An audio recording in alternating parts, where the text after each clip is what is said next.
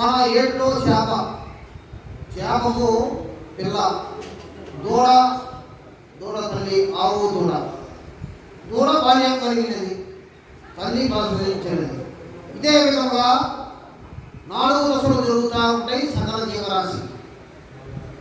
అందుకనే జగద్గురు శ్రీమద్ విరాట్ పోతులూరి వీర బ్రహ్మేంద్ర స్వామి వారు మమాత్మ సర్వభూతాత్మ అనే శుద్ధికి ప్రత్యక్ష నిదర్శనంగా నిలిచిన రవ్యయోగి అని చెప్పి స్వామివారిని గురించి వివరించడం జరిగింది. ఈ విధంగా వీరపాపమ్మకి బోధించి అమ్మ విన్నాము కదా, పంచభూతాత్మకమైన దేహం పైన ఆశ చేత జీవుడు ఇన్ని బాధలు అనుభవిస్తూ దుఃఖిస్తూ ఎన్ని జన్మలు ఎదుగుతున్నాడో అర్థమైంది కదా. ఇది దేహ సంబంధమైన అశాశ్వతమైన మానవ సంబంధములపై ఆశ తెచ్చుకో. బ్రహ్మానందమును అందించే సచ్చిదానంద స్వరూపుడవు సర్వేశ్వరుడిని సర్వకాల సర్వవస్థలందు నీ మనస్సు నుండి నిలుపుకొని ధ్యానించు.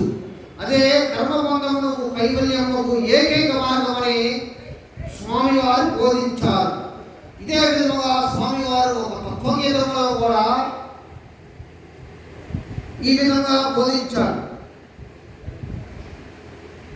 మరణ జన్మమెత్తకుండు మార్గము కనిపెట్టు, వీరగురుడు దాచకుండ వివరించెను ఈ గుట్టు. మరణ జన్మమెత్తకుండా మార్గమును కనిపెట్టమన్నాడు స్వామివారు. ఆ మార్గం ఏమిటా అంటే ఇప్పుడు వరకు వివరించినదే మార్గం.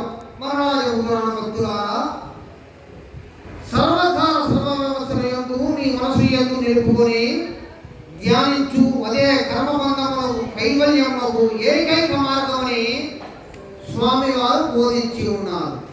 ఈ ప్రబోధంతో జ్ఞాన మార్గంలో అడిగి పెట్టిన వీరపాపమ్మ తన్మయరాగడంతో కుమారుని వైపు చూస్తూ, నాయన ఇప్పుడు కూడా నా గమ్యమేమిటో నాకు బోధపడుతుంది. నీ అనుగ్రహం వల్ల బిడ్డోత్పత్తి క్రమమును జీవుడు చతుర్దశి లక్షణమును అవగాహనమయ్యాయి. అయితే జ్ఞాన సముపార్జనకు తద్వారా మోక్ష సాధనకు శరీరము తప్పనిసరి అని వినులు బోధించసాగారు కదా. మరి ఆ శరీరం ఎట్లా ఏర్పడుతుందో అని కూడా చెప్పమని తల్లి వేడుకలుగా చక్కగా వివరించి ఉన్నారు స్వామివారు. ఇటు రహస్యాలను, దైవ రహస్యాలను గమనించిన స్వామివారు, అమ్మా ఇక నాకు సెలవు, నేను దేశయాత్రకు వెళుతున్నాను అనగా ఆ వీరపాపమ్మ తన కుమారుని, తండ్రి ఇప్పుడు వరకు నా కుమారుడు అని నేను భ్రమలో ఉన్నాను, మీరు మా కుమారుడే కాదు ఈ జగత్కే సద్గురుమూర్తి జగద్గురుదేవుడై వర్తిల్లామని స్వామివారిని ఆశీర్వదించి సాగనంపారు. నాటి నుండి నేటి వరకు జగద్గురు శ్రీమద్ విరాట్ పోతులూరి వీర బ్రహ్మేంద్ర స్వాముల వారిగా స్వాముల వారు పూజలు అందుకుంటున్నారు.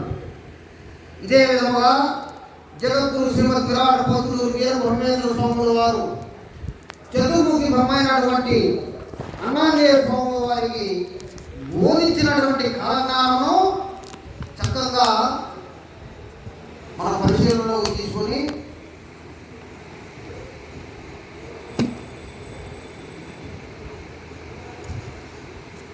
మరి స్వామివారు అన్నాంజనేయ స్వామివారు వారికి స్వామివారు బోధించినటువంటి కాలజ్ఞానము పరిశీలనలోకి తీసుకుంటాం. చతురంగ బలములలో రాజ్యాలే రాజులు హరించకపోతారట, జారసూరులు మిక్కుడమవుతారు, మత కలహాలు చుట్టుపడతాయట, ఊరు శక్తి పుట్టి ప్రపంచం కల్లడిల్లుతుందట, మేనపోతులు రాత్రులందు అరవగా అది విని కొందరు, తిరుపతిలో దుమ్ముకోతులు పుట్టి దానిని చూసి మరొందరు చస్తారట, పిడుగుపాడుకు నదులెక్కుపోతాయట, అగ్ని ఎదురగా చల్లగా ఉంటుందట, అమావాస్య రోజున చంద్రుడు ఉదయించగా కొందరు కళ్ళు కోల్పోతారట, అనేక విరక్తులు కలుగుతాయట, బెంగళూరుకు నందయ్య వాడు ఉద్భవిస్తాడట. అది మీకు నిదర్శనమని స్వామివారు వివరించి ఉన్నారు.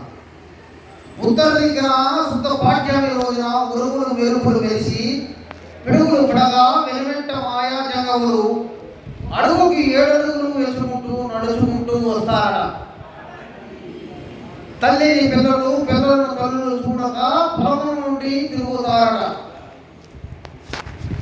కాయ కసలు కడుపు నిండగానే రేయం పగులు రేగడి మన్ను తిని దాని వలన కొందరు సస్తారని వివరించి ఉన్నారు స్వామివారు. అర్ధరాత్రులందు గ్రామాలలో కేక వినబడును. శీలవతులు నీళ్ళలో పడి చస్తారట. ఆచారవంతులు అనాచారులైపోతారట. ఉత్తముల కులంలో వారు అమంగళమైపోతారట. వారికి ఇంకా అనేక దండాలు కలుగుతాయట. నా రాకకు ముందు దుస్తులు నశించిపోతారట.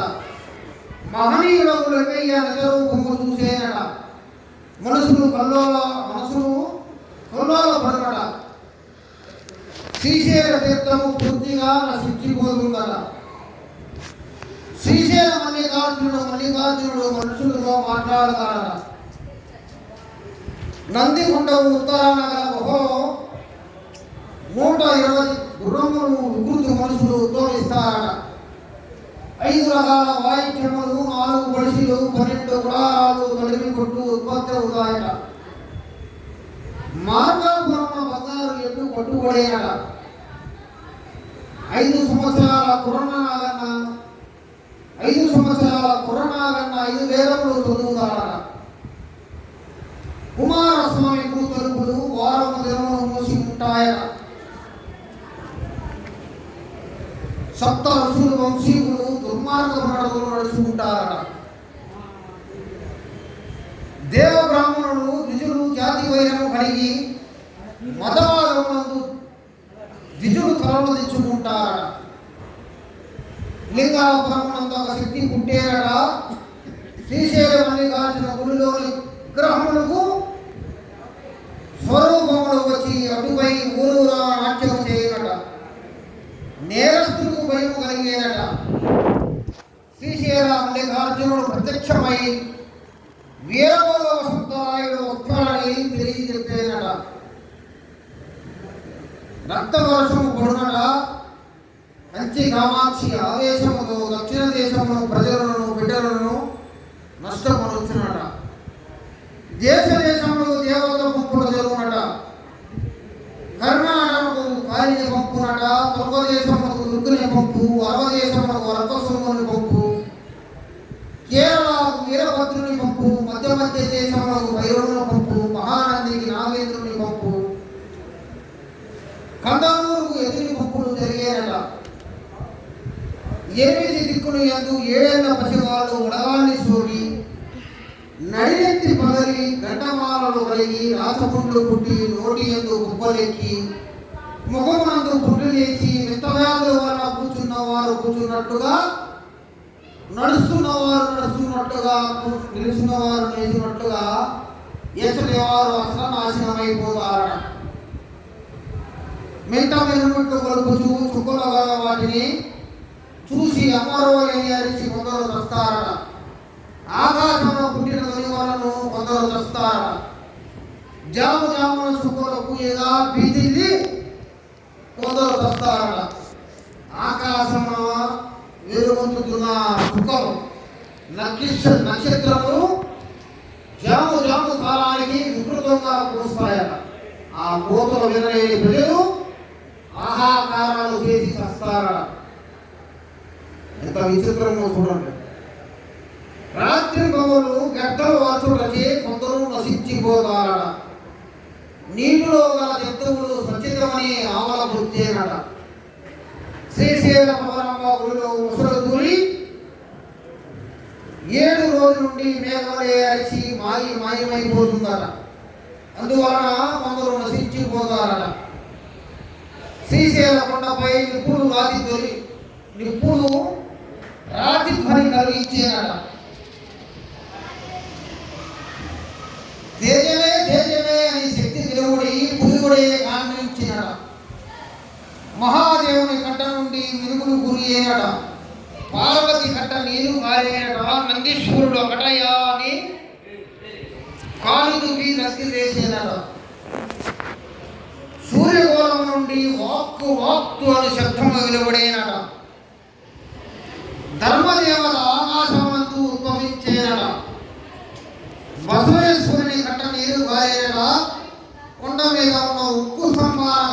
ప్రతిమకు ప్రతిమ మాట్లాడుతుందట.